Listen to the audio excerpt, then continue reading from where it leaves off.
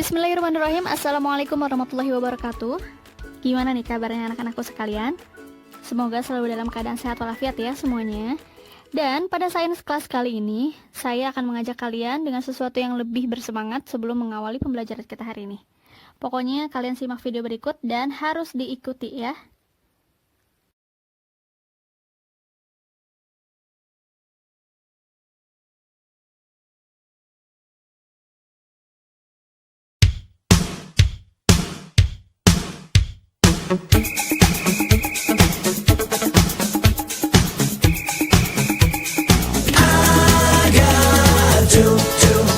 Push pineapple, shake the tree. I got do. Push pineapple, grind coffee. To the left, to the right. Jump up and down and to the knees. Come and dance every night. Sing with a hula melody.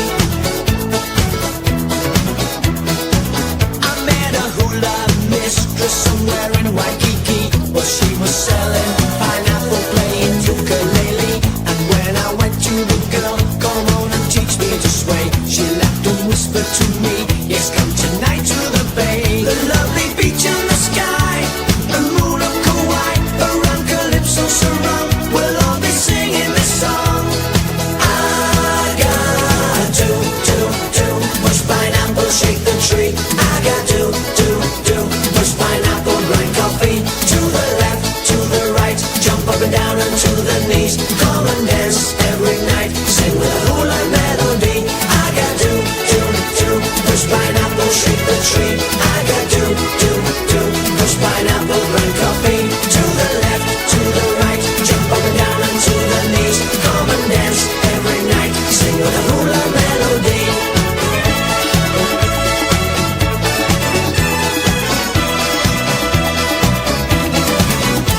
Push pineapple, shake the tree. I got do. Push pineapple, grind coffee. To the left, to the right, jump up and down and to the knees. Come and dance every night, sing with a hula melody.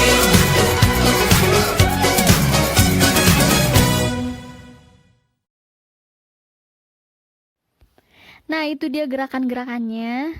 Mudah sekali, simpel sekali. Semoga menambah semangat kita.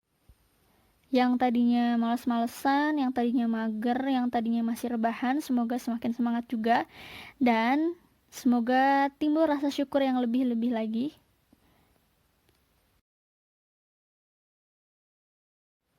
Karena hari ini kita ternyata masih diberikan nikmat yang sangat luar biasa oleh Allah Subhanahu wa taala, yaitu masih bisa bergerak dengan bebas untuk meregangkan otot dan juga tulang yang mungkin selama ini sudah lama diistirahatkan karena sudah sering rebahan di rumah ya semenjak ada pandemi ini.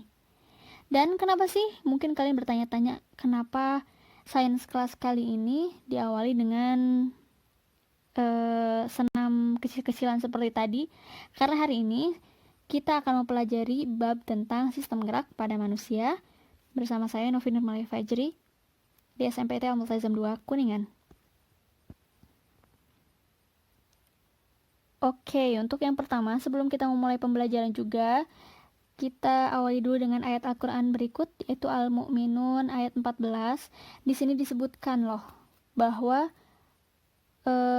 segumpal darah yang tadinya berasal dari air mani itu dijadikan segumpal daging dan juga dijadikan tulang belulang. Nah, di sini perlu kita garis bawahi ada segumpal daging. Kalau di biologi itu kita beri nama dengan sebutan otot. Juga tulang belulang yang akan kita pelajari di bab ini. Ternyata disebutkan ya di dalam Al-Quran. Oke, di sini ada komponen sistem gerak manusia. Ada tulang dan juga otot.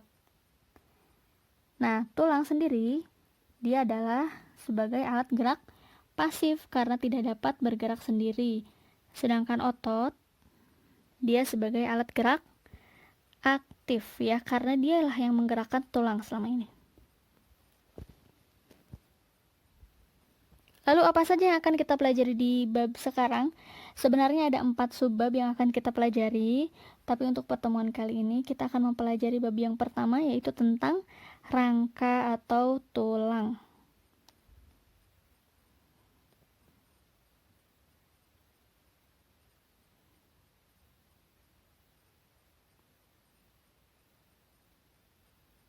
Nah, ini dia.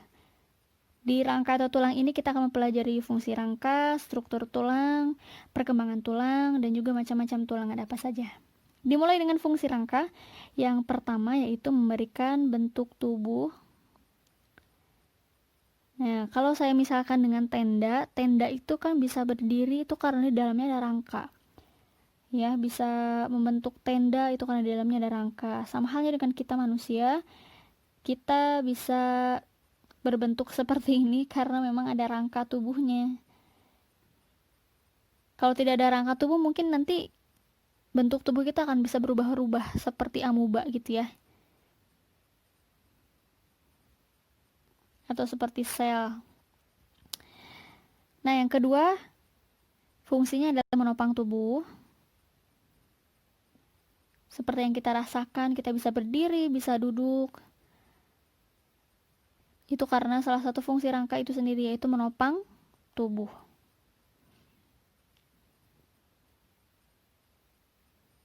Lanjut, fungsi yang ketiga adalah tempat melekatnya otot.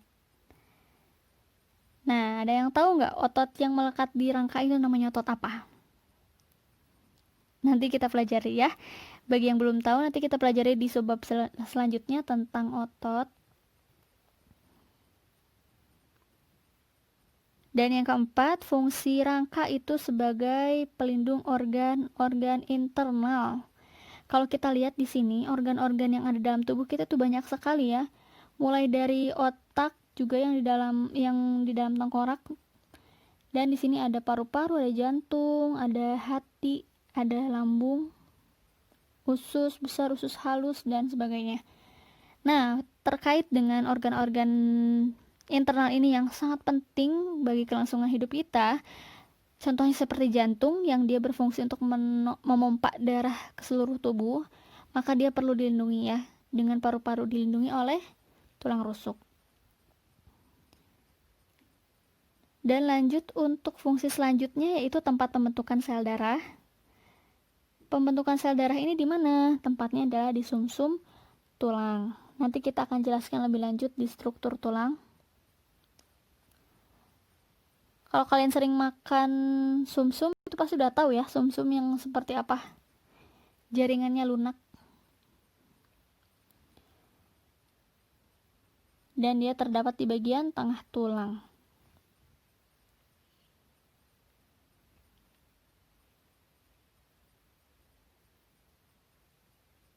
Oke, kita langsung lihat aja. Nah, ini dia. Kalau kita lihat di sini ada struktur tulang pipa ya. Kalau kalian sering makan daging ayam tuh, sekali-kali coba kalian amati sesekali bagian tulang paha terutama. Nah, bentuknya sama seperti ini. Ini di ujung-ujungnya ada bagian epifisis dan di tengahnya ada bagian diafisis, di mana di bagian epifisis itu terdapat tulang rawan. Yang suka kalian makan tuh, bagian putih di ujung epifisis itu tulang rawan. Oke, yang pertama, ini ada yang namanya bagian periosteum. Apa itu periosteum? Yaitu membran luar yang menempel pada bagian tulang ya, paling luar, dan dia itu banyak mengandung pembuluh darah. Nah, karena pembuluh darah ini banyak sekali darahnya, dia berfungsi untuk mengedarkan darah, tempat mengalirnya darah, maka fungsi periosteum ini penting untuk pertumbuhan dan perbaikan tulang. Lalu di sini ada bagian epifisis di ujung-ujung tulang, ya bagiannya yang agak membesar dan diselimuti oleh tulang rawan. Ada juga cakram epifisis. Nah, ini yang satu garis. Ada di antara epifisis dan diafisis. Dia fungsinya untuk proses bertambah panjangnya tulang pipa. Mengingat dia itu isinya banyak sekali sel-sel tulang rawan di situ. Dan yang terakhir ini ada bagian diafisis di bagian tengah. Nah, ini dia yang tadi saya ceritakan bahwa di bagian diafisis ini terdapat rongga yang berisi sumsum tulang yang merupakan tempat pembentukan sel-sel darah.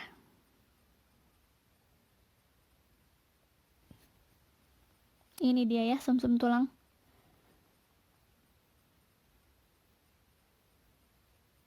Oh iya, saya lupa ini bagian epifisis. Ini kalau diperbesar kembali, ini ada bagian tulang spons, tulang kompak, dan tulang rawannya. Nanti kita bahas selanjutnya. Nah, untuk perkembangan tulang sendiri, kita sebut sebagai proses osifikasi atau proses penulangan. Proses osifikasi ini dimulai dari bagian tengah, ya, bagian tengah tulang rawan, dan kemudian meluas ke seluruh arah sesuai dengan pertumbuhan tulang rawan. Kalau kita persingkat, berarti prosesnya dia dimulai dari osteoblas yang akan membentuk osteosit.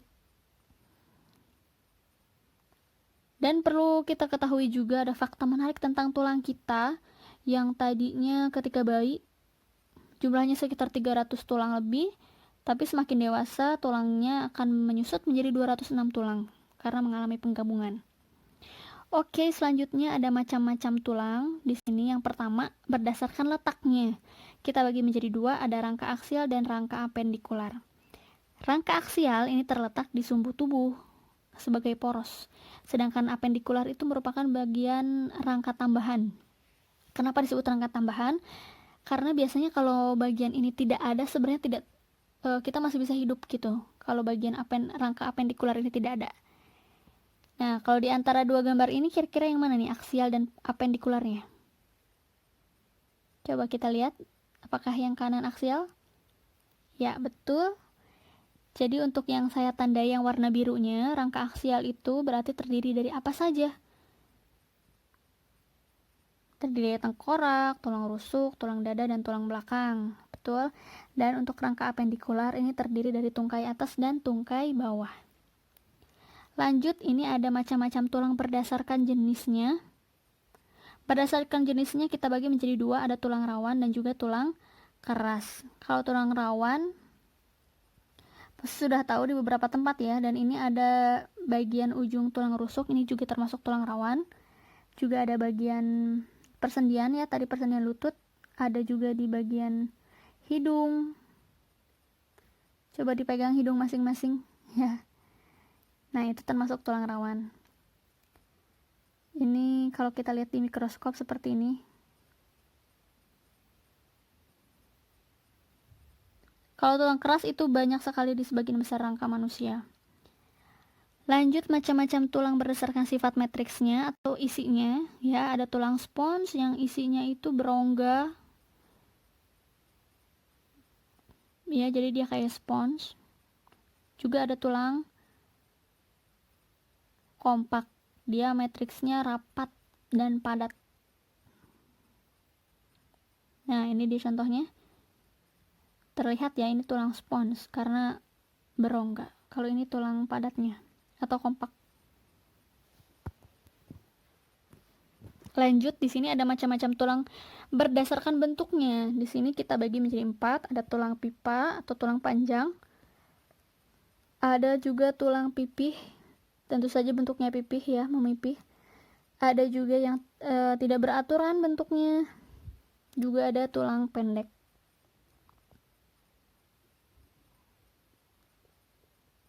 Nah, tapi di sini saya tidak mencantumkan dulu contoh-contohnya. Karena nanti kalian akan mencari sendiri contoh dari tulang pipa, tulang pipih, tulang pendek, dan tulang tidak beraturan itu seperti apa di tugas berikut ini. Nah, ini ada tugas pengamatan, mengidentifikasi macam-macam tulang manusia. Cara mengerjakan tugasnya gampang sekali. Kita bisa lihat di sini LKS-nya akan seperti ini. Nanti saya kirim di GCR ya. Kalian baca terlebih dahulu cara kerjanya. Nah, nanti LKS-nya boleh kalian print kalau ada yang punya printernya. Lalu diisi di kertas yang sudah di print itu, difotokan lalu dikirim jawabannya. Tapi kalau tidak punya printer, kalian boleh langsung diisi saja nomor 1A itu bagian apa, 1B, 1C, dan selanjutnya sampai nomor 7 itu langsung ditulis di buku tulis, itu namanya bagian apa. Sampai nomor 7 ya. Lalu tabelnya dibuat kembali. Tulang pipa contohnya apa, tuliskan. Tulang pipih contohnya apa, dibuat tabelnya di buku tulis. Begitupun dengan tabel yang terakhir. Nah, kalian tinggal menuliskan nomornya. Menurut kalian rangka aksial itu ada di nomor berapa sih? Nomor 1, 2, 3, 4, 5, 6, atau 7? Ya, nanti tinggal tulis saja nomornya. Nanti difotokan dan dikirim juga. Oke, seperti itu saja pembelajaran kita hari ini. Mohon maaf apabila masih banyak kekurangan.